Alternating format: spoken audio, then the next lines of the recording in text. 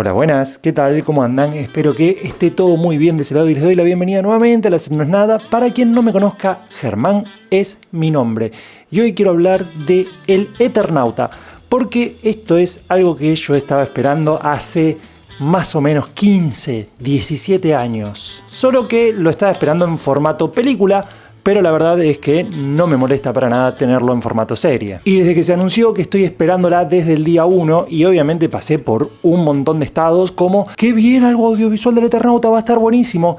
O no, espero que no la caguen, que no la estrenen, la van a cagar, no. Tengamos en cuenta que este cómic yo lo leí hace casi 20 años. Y como dije, siempre estuvo la expectativa ahí de que se va a hacer una película o no. De hecho, estaba el proyecto que se iba a hacer con Lucrecia Martel. Nunca se concretó. Pero hoy no vamos a hablar de ese proyecto inconcluso, sino que vamos a hablar de la serie, que por suerte está increíble y mucho tiene que ver la forma en la que se hizo, que básicamente es de lo que trata este video. ¿Cómo se hizo El Eternauta? Y es que usan técnicas de primerísimo nivel, es decir, fue una producción acorde al desafío. Primero voy a aclarar que todo lo que digo está basado en backstage, es decir, nadie violó ningún acuerdo de confidencialidad y me dijo nada, por las dudas. Para crear una Buenos Aires completamente nevada, hicieron un mapeo de la ciudad usando drones, aplicando la técnica de fotogrametría y escaneo con sensores LiDAR. Esta técnica consiste en tomar fotos de un objeto o un espacio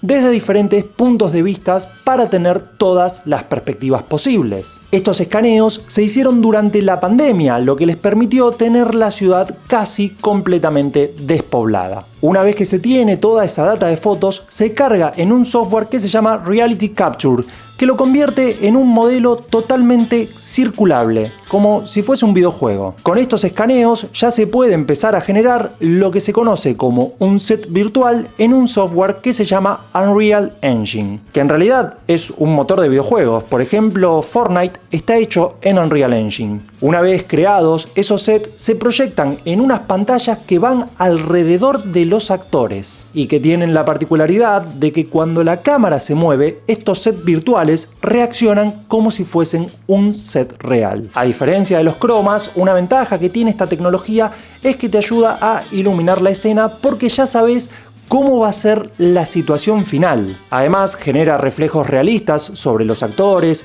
objetos, trajes o cualquier cosa que esté en escena. Y ni hablar de que ayuda muchísimo más a los actores para saber dónde están parados. Este tipo de producción se conoce como Virtual Production y es la misma técnica que usan en la serie de Mandalorian. Pero en este caso, obviamente, se hizo en Argentina, más precisamente en los estudios de Cacodelfia, que tienen la pantalla de Virtual Production más grande de Latinoamérica. De todas maneras, no todo se hizo así, ya que muchas cosas también se hicieron utilizando los clásicos cromas verde y azul, y también hay partes grabadas en locaciones reales. Y por eso la nieve, que es un personaje más, tenía que ser increíble. Así que el equipo de arte desarrolló 4 tipos de nieve según lo que necesitaban. La nieve que cae por el aire no es la misma nieve que tienen en los trajes, así como la nieve que está en el piso no es la misma nieve que está sobre los autos. Para los cascarudos se usaron en set unos muñecos de tamaño real, es decir, escala 1 en 1, aunque obviamente la mayoría son CGI, es decir, creados por computadora. Pero para poder ubicar dónde iban a estar estos bichos, usaron de referencia a personas vestidas completamente con un traje azul, que obviamente después serían reemplazados por cascarudos hechos en CGI. Por último, muchísimos planos tienen lo que se conoce como efectos invisibles, pero destaco la mayoría de los primeros planos a Darín, y es que el equipo de VFX tuvo que crear de cero el vidrio que lleva la máscara, ya que esos planos se grabaron sin ningún vidrio para evitar los reflejos de la cámara y el equipo de producción en general. Por hoy no tengo más data de todo esto y te agradezco que hayas llegado hasta acá. No te robo más tiempo y te pido que si este video te gustó, le dejes un like y te suscribas si es que todavía no lo hiciste.